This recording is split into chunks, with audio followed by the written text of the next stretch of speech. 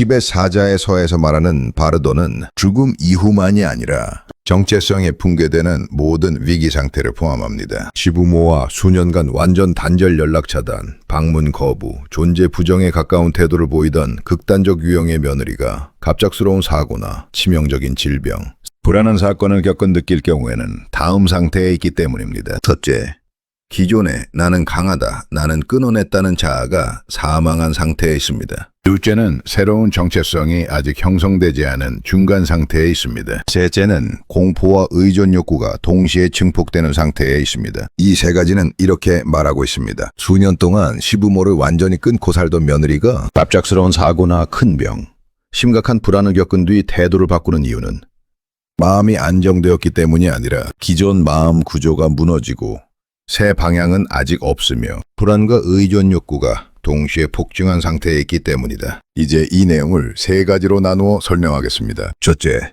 기존에 나는 강하다, 나는 시부모와 관계를 단절해냈다는 자아가 사망한 상태의 뜻입니다. 이 뜻은 며느리가 오랫동안 자신을 지탱해오던 자기 이미지가 무너졌다는 뜻입니다. 이 유형의 며느리는 단절 기간 동안 속으로 이런 말을 반복하며 자신을 유지해왔습니다. 나는 약한 사람이 아니다. 저 시댁 없이도 충분히 산다. 나는 시댁과 오랫동안 단절한 선택이 옳았다. 이 생각이 바로 심리적 버팀목이었습니다. 하지만 큰 사고나 치명적인 질병을 겪으면 이 믿음이 한순간에 깨집니다. 내 몸이 이렇게 쉽게 무너질 줄 몰랐다. 나는 생각보다 많이 취약하구나. 이때 기존의 강한 나는 더 이상 작동하지 않습니다. 그래서 이를 자아가 사망한 상태라고 표현합니다. 다시 말해서 평소에는 나는 누구의 도움도 필요 없어 라고 하다가 갑작스러운 사고나 치명적인 질병, 불안한 사건을 겪은 후에는 밤에 혼자 있는 게 너무 무섭다. 이 변화가 바로 강하다고 믿던 자아가 무너진 상태입니다. 두 번째는 새로운 정체성이 아직 형성되지 않은 중간 상태의 뜻입니다. 이 뜻은 예전의 나도 아니고 그렇다고 새로운 나도 아닌 공백 상태를 말합니다. 사람은 큰 충격을 겪은 뒤 곧바로 새로운 삶의 태도를 갖지 못합니다. 반드시 다음과 같은 시간이 필요합니다. 첫째, 이제 어떻게 살아야 하지? 둘째, 시부모와 관계를 다시 맺어야 하나? 셋째, 예전처럼 살 수는 없을 것 같은데 이 시기가 바로 중간 상태입니다. 다시 말해서 예전의 나는 부모는 필요 없는 사람들이었지만 지금의 나는 완전히 끊고 사는 것도 불안한 사람입니다. 하지만 그럼 어떤 거리로 관계를 맺어야 할지는 아직 결정하지 못한 상태입니다. 그래서 이 시기의 선택은 깊은 성찰이 아니라 당장의 불안을 줄이려는 방향으로 움직입니다. 세 번째는 공포와 의존 욕구가 동시에 증폭되는 상태의 뜻입니다. 이 글의 뜻은 보통 사람들은 무서우면 피하거나 외로우면 기대는 방향 중 하나로 움직입니다. 하지만 시부모와 수년간 완전 단절 연락 차단, 방문을 거부하는 극단적 유형의 며느리는 무서워서 피하고 싶은 마음과 무서워서 기대고 싶은 마음이 동시에 커집니다. 그래서 마음속에는 두 목소리가 함께 존재합니다. 다시는 상처받고 싶지 않다. 그런데 혼자 버티기엔 너무 불안하다. 이 모순이 행동을 불안정하게 만듭니다. 다시 말해서 겉으로는 잠깐 인사만 하려고 하는 거야 라고 말하지만 속으로는 혹시 또 큰일이 나면 그래도 가족은 필요하지 않을까라는 생각이 함께 움직입니다. 그래서 행동은 다가왔다가 다시 물러날 가능성을 동시에 갖게 됩니다. 이 상태에서의 시부모와의 연락이나 방문은 사람이 좋아져서 마음이 넓어져서 나오는 행동이 아닙니다. 그것은 불안한 공백 상태에서 당장의 공포를 줄이기 위해 선택한 임시적인 행동일 가능성이 매우 높습니다. 극단적으로 단절하던 사람이 위기 이후 다가올 때 그것은 관계의 성숙이 아니라 무너진 자아와 불안한 중간 상태에서 나온 불안정한 접근이다. 수년간 시부모를 완전히 끊고 살던 며느리가 갑작스러운 사고, 질병, 불안한 사건을 겪은 뒤 태도를 바꾸는 이유는 마음이 안정된 상태가 아니라 오히려 정신적으로 가장 불안정한 상태에 있기 때문이다. 즉, 갑자기 연락하거나 찾아오겠다는 행동은 마음이 좋아져서가 아니라 기존 마음 구조가 무너졌기 때문에 나오는 반응이라는 뜻입니다. 첫째, 기존에 나는 강하다, 나는 끊어냈다는 자아가 사망한 상태라는 뜻은 그 사람이 오랫동안 붙잡고 있던 자기 이미지가 무너졌다는 뜻입니다. 이 유형의 며느리는 속으로 이렇게 버텨왔습니다. 나는 약한 사람이 아니다. 나는 시댁 없이도 살 수 있다. 끊어낸 게 맞았고 나는 잘하고 있다. 이 생각이 그녀를 지탱해준 정신적 버팀목이었습니다. 그런데 심각한 질병, 사고, 큰 불안 사건을 겪으면 이 믿음이 한순간에 무너집니다. 아, 나는 그렇게 강하지 않구나. 내 몸 하나도 마음대로 안 되는구나. 이때 기존 자아는 사실상 기능을 멈춥니다. 그래서 이를 자아의 사망이라고 표현합니다. 예를 들면 나는 혼자서도 다 해. 남한테 기대는 사람 싫어. 라고 말하던 사람이 수년간 시부모를 완전히 끊고 살던 갑작스러운 사고질병 불안한 사건을 겪은 후에는 혼자 있기가 너무 무섭다. 누군가 옆에 있었으면 좋겠다. 라고 느끼는 순간이 바로 이 상태입니다. 둘째는 새로운 정체성이 아직 형성되지 않은 중간 상태의 뜻입니다. 이 뜻은 무너진 자아를 대신할 새로운 나가 아직 만들어지지 않았다는 뜻입니다. 사람은 위기를 겪은 뒤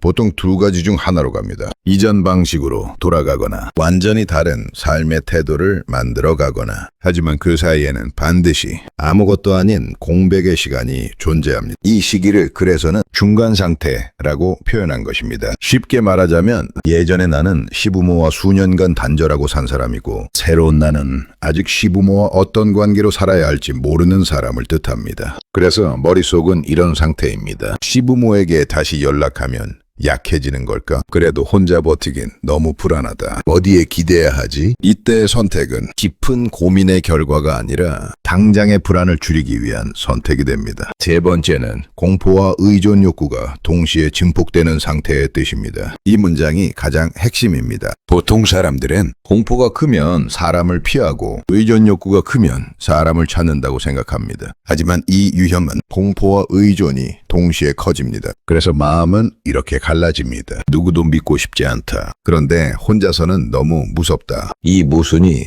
행동을 흔들어 놓습니다. 예를 들면 겉으로는 시댁에 가면서 잠깐 인사만 하러 가는 거야. 큰 의미는 없어. 라고 말하지만 속으로는 이렇게 말합니다. 혹시 정말 큰일 나면 그래도 가족은 필요하지 않을까? 라는 생각이 작동합니다. 그래서 며느리의 행동은 가까워졌다가 다시 멀어질 가능성을 동시에 품고 있습니다. 이 세 가지를 하나로 묶어 설명하면 이 상태의 사람은 다음과 같습니다. 첫째, 강하다고 믿던 자아는 무너졌고, 둘째, 새로운 삶의 방향은 아직 없고, 셋째, 무섭지만 의존은 하고 싶고, 넷째, 의존하고 싶지만 지배당하는 건 싫은 상태입니다. 그래서 나오는 행동이 바로 다시 시댁으로 다가가지만 시댁과 오래 머무를 준비는 안 된 접근입니다. 이 상태에서 나오는 연락이나 방문은 시댁과 관계 회복의 완성형 신호가 아닙니다. 그것은 회복의 시작일 수도 있지만 다시 시댁과 장기간 단절로 돌아가는 중간 단계일 수도 있습니다. 그래서 이 접근을 볼 때 올바른 해석은 이것입니다. 마음이 좋아졌다가 아니라 마음이 무너져서 불안을 줄이려는 중이다. 극단적 단절을 하던 사람이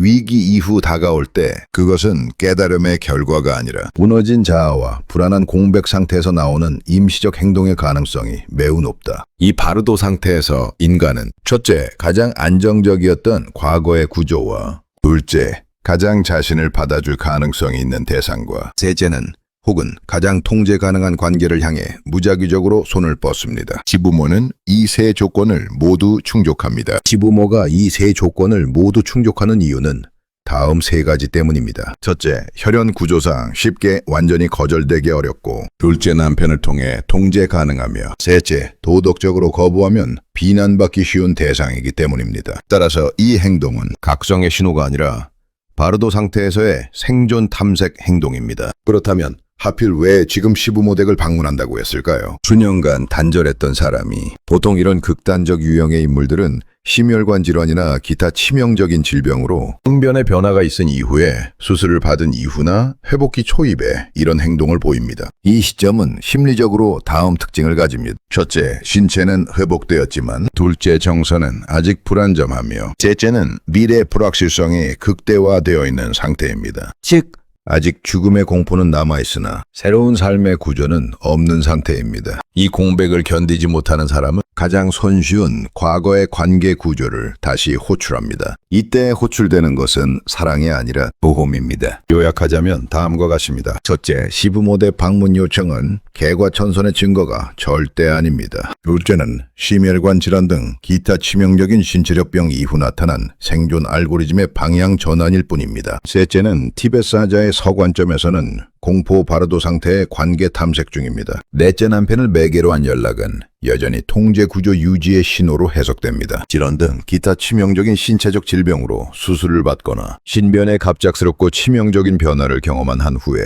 수년간 단절했던 며느리가 시부모 댁을 갑자기 방문하겠다고 하는 수가 있습니다. 이런 인물은 신변에 갑작스럽고 치명적인 변화가 없는 한 시부모 댁을 방문할 리가 없습니다. 시부모들이 가장 먼저 떠올리는 질문은 대개 이것입니다. 죽을 고비를 넘겼으니 사람이 좀 달라진 것 아닐까? 이 질문은 인간적으로 매우 자연스럽습니다. 그러나 심리학적으로 보면 이 질문 자체가 가장 위험한 오해의 출발점입니다. 그렇다면 개과천선처럼 보이는 순간은 언제 나타날까요? 아이러니하게도 이런 유형이 가장 사람이 좋아진 것처럼 보이는 순간은 가장 불안정한 시기입니다. 특히 다음 조건이 겹칠 때 그렇습니다. 첫째, 생명 위협 경험 직후. 둘째, 아직 재발 가능성이 남아있는 상태. 셋째, 일상복귀는 애쓰나 미래에 대한 확신이 없는 시기입니다. 이 시기의 행동 특징은 다음과 같습니다. 첫째 말이 부드러워지고, 둘째 관계 회복을 암시하는 제스처를 하며, 셋째, 과거 갈등을 직접 언급하지 않습니다. 이제 다 잊자는 식의 비현실적 언어를 사용합니다. 그러나 이것은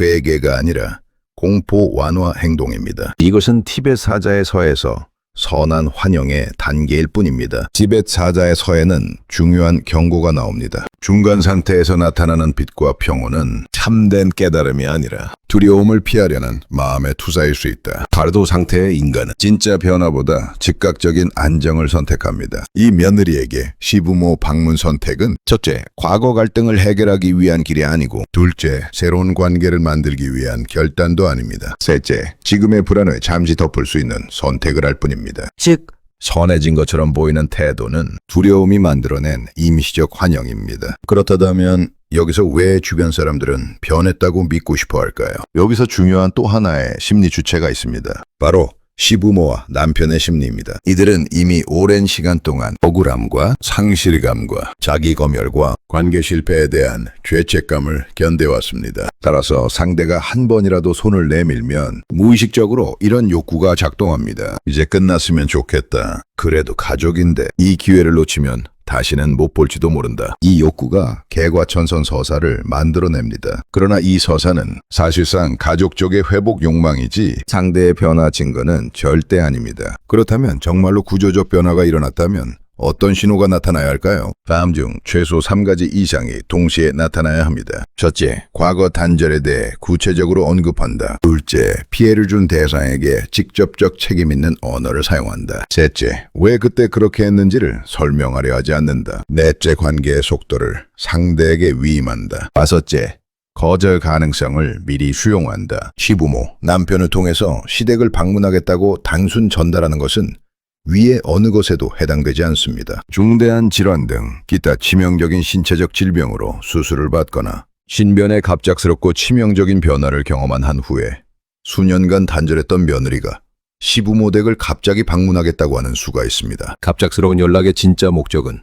다시 찾은 가족이 아니라 필요해진 자원이기 때문입니다. 수년간의 완전 단절은 감정적 선택이 아닙니다. 극단적 유형에게 단절은 정체성 유지 전략이며 나는 더 이상 이 관계에 의존하지 않는다는 선언이었습니다. 그 선언을 스스로 무너뜨릴 만큼의 사건이 있었다면 그것은 곧 기존 생존 전략이 더 이상 작동하지 않는다는 신호입니다. 시부모와 수년간 단절한 극단적 유형의 인물이 시부모 댁을 다시 연락할 때는 다음의 경우에만 합니다. 임상적으로 관찰되는 공통 조건은 다음 3가지입니다. 첫째는 자기 몸이 더 이상 믿을 수 없다고 느낄 때이고, 둘째는 배우자 단독으로는 미래를 버티기 어렵다고 판단될 때이며, 셋째는 외부 지지망이 취약해졌을 때입니다. 중대한 질환 등 기타 치명적인 신체적 질병으로 수술을 받거나 신변에 갑작스럽고 치명적인 변화를 경험한 한 후에는 이 3 조건이 동시에 충족되는 대표적 시점입니다. 중대한 질환 등 기타 치명적인 신체적 질병으로 수술을 받거나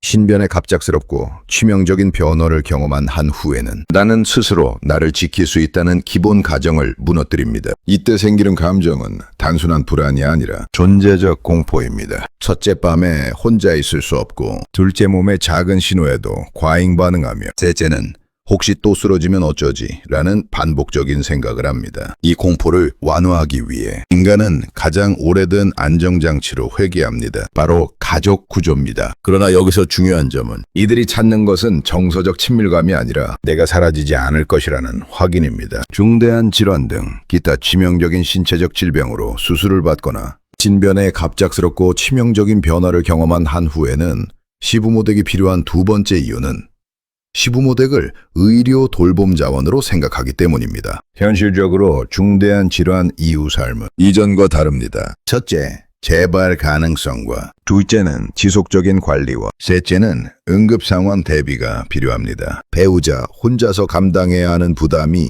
갑자기 눈에 들어옵니다. 이때 머릿속에서 무의식적으로 떠오르는 계산이 있습니다. 남편 혼자서 이걸 끝까지 버틸 수 있을까? 이 질문의 다음 단계는 돌봄 자원의 확장입니다. 시부모는 여기서 첫째, 경험 있는 보호자가 될 수 있고 둘째, 위기 시 즉각 개입 가능한 존재이며 셋째, 법적, 도덕적으로 도움을 요청하기 쉬운 대상이기 때문입니다. 중대한 질환 등 기타 치명적인 신체적 질병으로 수술을 받거나 진변에 갑작스럽고 치명적인 변화를 경험한 한 후에는 시부모댁이 필요한 세 번째 이유는 도덕적 안전망 때문입니다. 이 부분은 매우 냉정하지만 핵심입니다. 중증 질환 이후 인간은 무의식적으로 도덕적 보험을 찾습니다. 첫째, 내가 아프면 사람들이 나를 어떻게 볼까? 둘째, 내가 힘들어지면 누가 나를 도울까? 셋째, 혹시 이혼이나 갈등이 생기면 나는 불리해지지 않을까? 이때 시부모와의 완전 단절은 오히려 위험한 선택이 됩니다. 따라서 최소한의 관계 복원 제스처를 통해 나는 가족을 완전히 끊은 사람은 아니다 라는 이미지를 회복하려는 욕구가 작동하기 때문입니다. 티베트 사자의 서에서는 중간 상태에서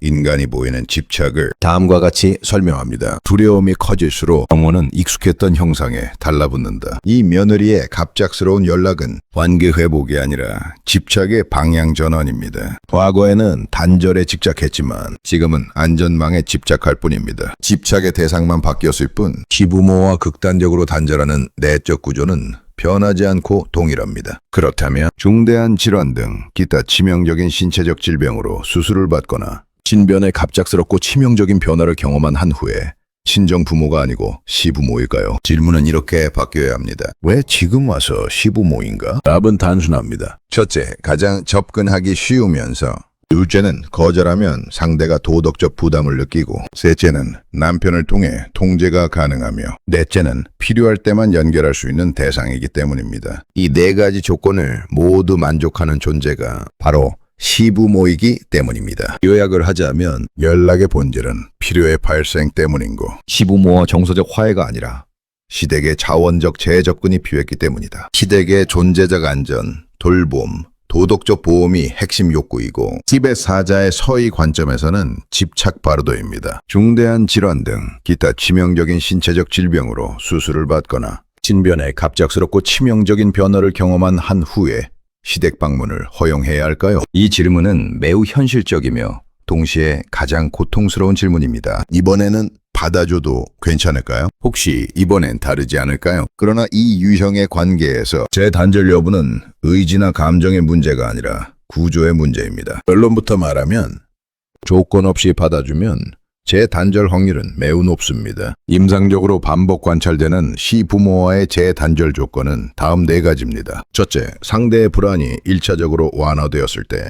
둘째, 시부모가 안전한 존재로 다시 인식되었을 때. 셋째, 통제권이 자신에게 돌아왔다고 느낄 때. 넷째, 관계의 대가를 치르지 않았다고 판단될 때는 시부모와 또다시 극단적으로 단절합니다. 극단적 단절형 며느리에게 시부모가 무조건적으로 받아주는 순간 시부모의 그런 행동에 며느리는 이렇게 해석합니다. 첫째, 내가 옳았다는 증거. 둘째는 시부모는 결국 버티지 못한다. 셋째, 시부모는 언제든 다시 끊어도 된다. 이는 고의적인 악의가 아니라 관계의 학습의 결과입니다. 과거에도 단절하면 침묵하고 시간이 흐른 뒤에는 상대가 먼저 손을 내밀었을 가능성이 높기 때문입니다. 티베트 사자의 서에서는 공포가 약해진 뒤 나타나는 상태를 망상 바르도로 설명합니다. 이 시기의 특징은 다음과 같습니다. 첫째, 이제 괜찮다고 과신하고, 둘째, 자신의 선택을 절대화하며, 셋째, 시부모의 고통에 대한 감각이 둔화되고, 넷째 따라서 다시 통제하고 싶어지는 충동을 느낍니다. 즉,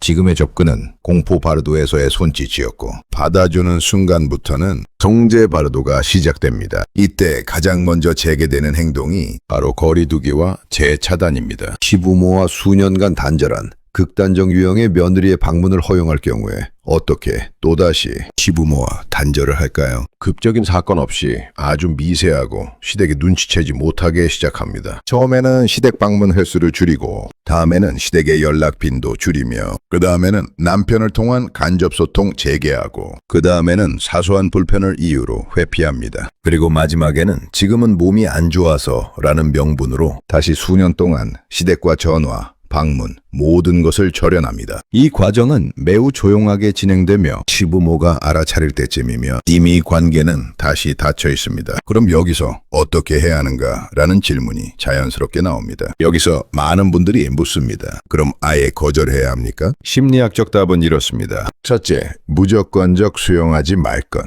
둘째, 감정적 거절을 하지 말 것. 셋째, 구조적 조건 제시를 할 것입니다. 즉, 받아주되 조건과 경계가 명확해야 합니다. 다음과 같은 요소가 반드시 필요합니다. 첫째, 관계 속도의 주도권은 시부모에게 있다. 둘째, 방문은 시험적이며 자동 연장은 없다. 셋째, 과거 단절에 대한 언급을 피하지 않는다. 넷째, 남편을 방패로 사용하지 못하게 한다. 다섯째, 언제든 멈출 수 있다는 점을 명확히 한다. 이 원칙이 지켜지지 않으면 이번 접근은 재단절을 위한 전초 과정이 됩니다. 관계 속도의 주도권은 시부모에게 있다는 의미는 다음과 같습니다. 이 말은 다시 관계를 시작하더라도 얼마나 자주 보고 얼마나 깊이 관계를 맺을지는 시부모가 결정한다는 뜻입니다. 상대가 갑자기 다가왔다고 해서 그 속도에 맞춰 급하게 문을 열 필요는 없다는 원칙입니다. 극단적 단절을 했던 사람은 관계에서도 늘 속도를 장악한 쪽이 우위에 서려고 합니다. 따라서 속도를 상대에게 넘기는 순간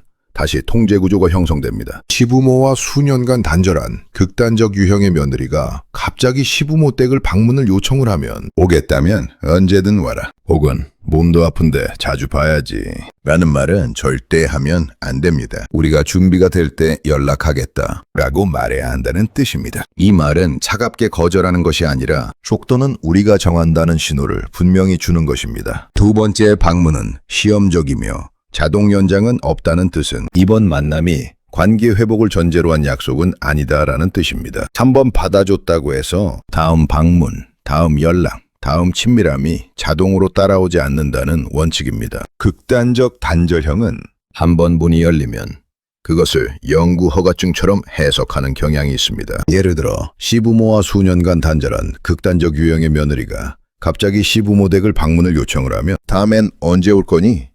이제 자주 보자 라는 말은 해서 안 된다는 뜻이고, 오늘은 여기까지로 하자, 다음은 아직 정하지 말자 라고 해야 한다는 뜻입니다. 셋째, 과거 단절에 대한 언급을 피하지 않는다는 뜻은 아무 일도 없었던 것처럼 넘어가지 않는다는 뜻입니다. 단절은 사소한 감정 문제가 아니라 관계의 근본을 무너뜨린 사건이기 때문입니다. 이 부분을 덮어두면 며느리는 이렇게 학습합니다. 저 일은 결국 문제 삼지 않는구나 라고 학습니다. 시부모와 수년간 단절한 극단적 유형의 며느리가 갑자기 시부모 댁을 방문을 요청을 하면 그 얘긴 꺼내지 말자. 이제 와서 말하면 서로 힘들다. 낸 극단적 표현을 하지 말라는 뜻이고, 그러나 반드시 해야 할 말은 다음과 같습니다. 첫째, 우리가 오랫동안 연락이 끊겼던 일은 그냥 없던 일로 할 수는 없다. 둘째, 오늘은 해결하자는 게 아니라 그 사실은 분명히 짚고 가야 한다. 여기서 중요한 것은 따지거나 공격하는 것이 아니라 존재를 인정하는 것입니다. 넷째는 남편을 방패로 사용하지 못하게 한다는 뜻입니다. 이 말은 모든 말과 요구를 남편을 통해 전달하게 두지 말라는 뜻입니다. 남편이 계속 중간에 서면 첫째 며느리는 책임을 지지 않고, 둘째 시부모는 직접 말하지 못하고, 셋째 남편만 소진됩니다. 이 구조가 유지될수록 며느리는 직접 마주하지 않아도 다 해결된다고 학습합니다. 예를 들면 아내가 그러는데 아내가 힘들다니까 라는 말을 아들이 못하게 해야 합니다. 아들이 며느리의 말을 전달을 할 경우에 그 말은 직접 듣고 싶다. 이 문제는 우리끼리 이야기해야 한다. 라고 해야 합니다. 이는 갈등을 키우는 말이 아니라 책임 있는 관계를 요구하는 말입니다. 다섯째, 언제든 멈출 수 있다는 점을 명확히 한다는 의미입니다. 이 문장은 가장 중요합니다. 우리는 이 관계를 언제든 중단할 수 있다는 선택권을 시부모 스스로에게 되돌려놓는 선언입니다. 이 말이 없으면 시부모는 다시 이번엔 끝까지 참아야 하나 라는 함정에 들어갑니다. 시부모가 하지 말아야 하는 말은 이번엔 잘해보자. 이왕 시작했으니 끝까지 가야지. 해서는 안 됩니다. 그 대신에 서로 힘들어지면 여기서 멈출 수 있다. 이 관계가 다시 상처가 되면 중단할 수도 있다. 이 말은 위협이 아니라 경계를 분명히 하는 안전장치입니다. 지금까지 살펴본 모든 장면을 하나의 흐름으로 정리하면 이 사건은 결코 우연적이거나 감정적인 에피소드가 아닙니다. 이는 극단적 단절형 인격 구조가 위기 상황에서 작동한 전형적인 알고리즘입니다. 티벳 사자의 선은 이렇게 말합니다. 중간 상태에서 집착을 따라가면 다시 같은 고통의 세계로 태어난다. 이 며느리가 지금 보이는 접근은 깨달음의 길이 아니라 익숙한 집착의 재현입니다. 만약 시부모가 이 집착에 응답하면 이 관계는 다시 같은 고통의 궤도로 돌아갑니다.